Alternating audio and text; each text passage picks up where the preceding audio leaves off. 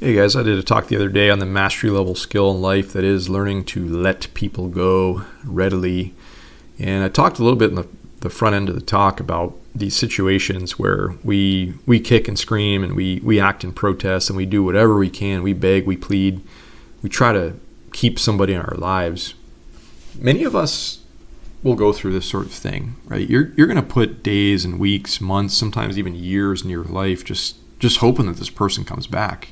And it's one of the worst, I don't want to say like errors or crimes or like bad things we can do to ourselves. Nobody does this stuff intentional, I know that.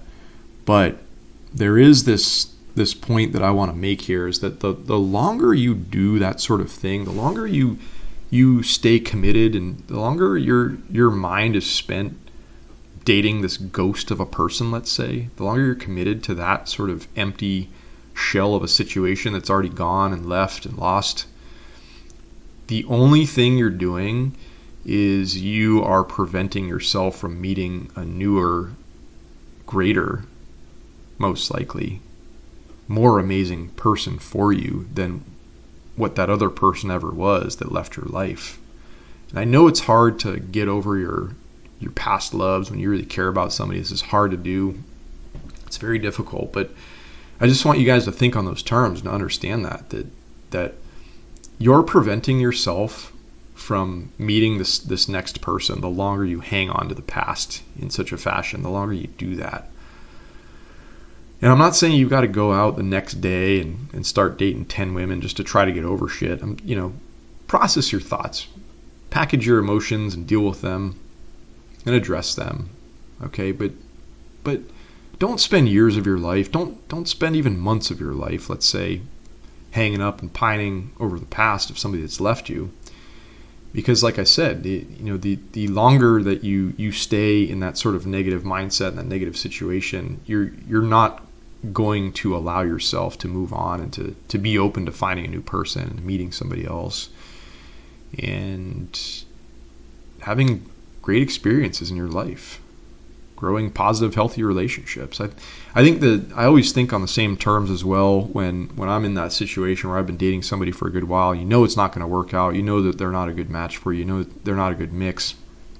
The longer you stay in that relationship, that crappy situation, you're just avoiding or you're precluding yourself from being able to go out there and meet somebody else amazing. You're not going to do it while you're still dating this person. It's not going to happen.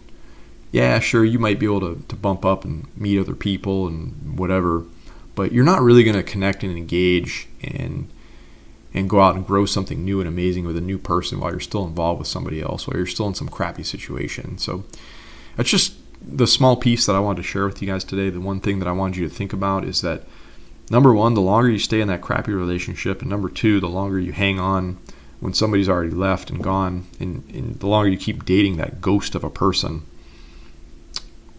that's just the longer you're putting off the next person coming through your life. You're not allowing that next situation to unfold and to happen. You're not really open to it. You're not going to meet them, plain and simple. It's not going to happen. Okay, so you have to put some things behind you. You have to kind of shed some of your past. You have to shed that negative situation. You have to shed that crappy relationship that you might be in. Okay? All right, guys. I hope you're having a wonderful day. Talk to you all soon.